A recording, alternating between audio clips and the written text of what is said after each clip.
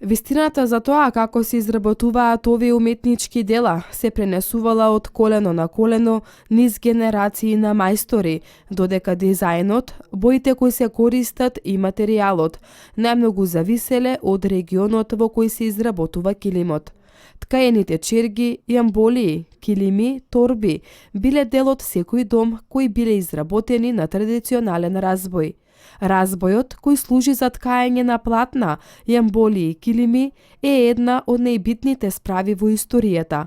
Всушност, тој бил нераскинливиот дел од секое семејство. Првичните разбои биле целосно изработени од дрво и сите операции на нив се вршеле рачно.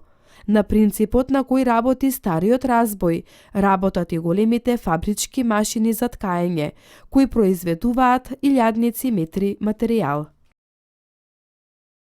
Ткајачкиот занет бил еден од занетите кои што 90% го работеле жената, а била еден од занетите кои што основен занет каде што се изработувале најразлични облеки и постелнини за покривање, како што се например надалеку познатите килими, јамболи и други работи. Значи овој занет бил еден од основните занаети да нашите предци морале да го работат за да имаат основни облека на себе и облека за покривање. Најповеќе овој занет бил развиен во селските средини.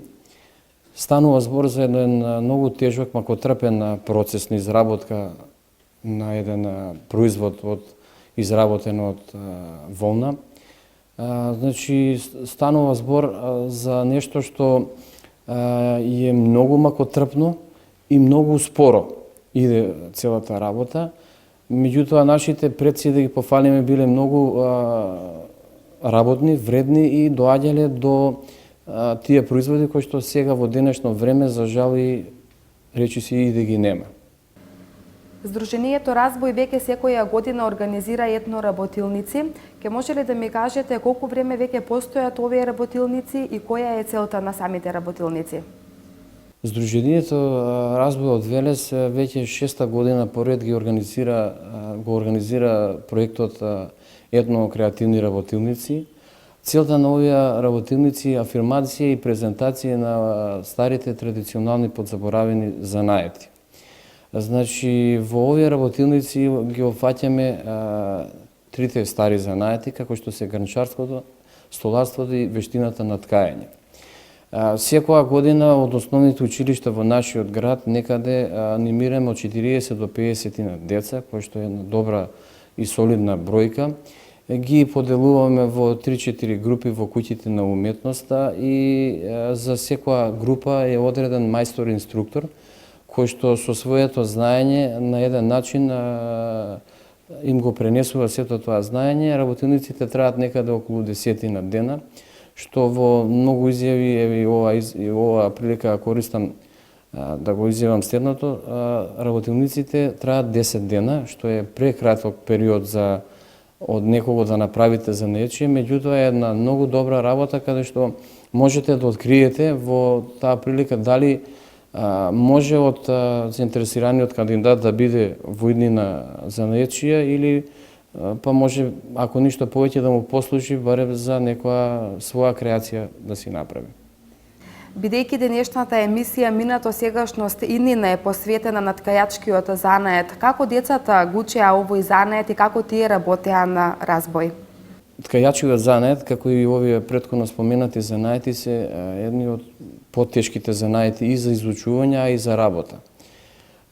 Тоа е еден макотрпен процес, каде што од најпрвено од волна се носи во некоја река, се добро плави волната, се мие, па потоа оди на процес чешлање или чешање, каде што секој дел од волната добро се размрдува. Потоа има влачари кои што имаат посебни машини каде што се влачи волната, така извлачена доаѓа во процес на предење. Од процесот на предење потоа следи процесот ткаење. на најразлични производи, килими, килимчиња, носи и ред други работи. Што мислите вие, дали постои голем интерес од страна на децата за изучување на старите занаети, а преценат кајачкиот занает?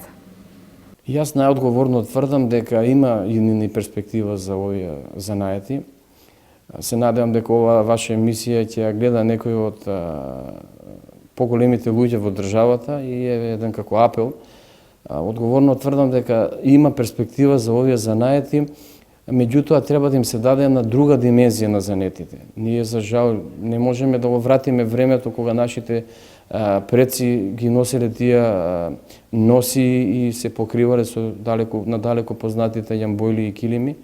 Меѓутоа можеме да направиме во денешно време некои барани производи, искаени рачно, кои што ќе ги купат странците.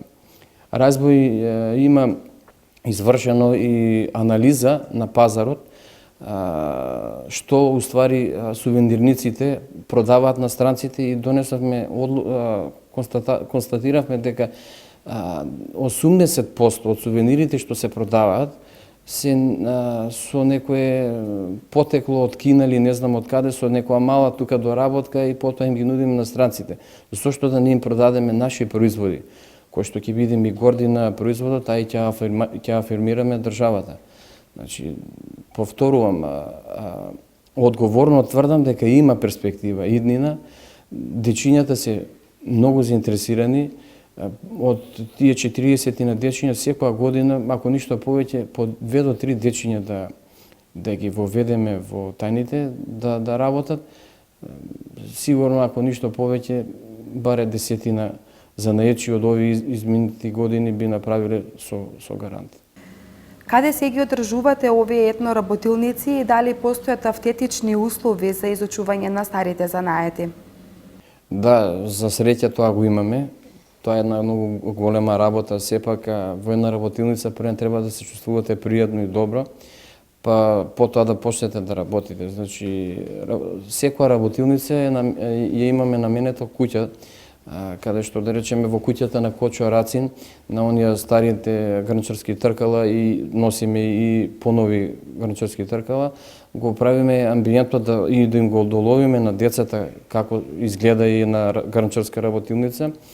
А и за голема среќа ние тоа го имаме. Во куќата на Касапови се организира ткајачката работилница, каде што таму носиме 2 разбоја, носиме работи кои што помагаат во доработката и изработката на овие ткајачки работи. Потоа во куќата на Васил Главинов се организира столарската работилница. Таму постојната работилница на Васил Главинов ја адаптиравме во помодерна работилница и мислам дека баре во овој дел имаме голема среќа за децата да се чувствуваат удобно и убаво. Според вас, дали вие сметате дека можеби еден ден овие деца ќе станат и големи занаечи во иднина? Не само што сметам, значи одговорно тврдам, само мала помош, поддршка од државата, верувам и сум сигурно убеден дека овие дечиња од 40 деца годишно можеме 4 дечиња сигурно да направиме занечи, меѓутоа тоа некако да се вметне во институциите на системот, па еве да кажам во Министерството за образование, децата да го имаат како некој предмет каде што ќе се изучуваат овие занаети, со мала поддршка и помош на локалните власти, како што ни дадоа огромна поддршка за овие работилници, јас одговорно тврдам дека има перспектива во овие занаети и дека можеме да ги вратиме повторно на една голема врата.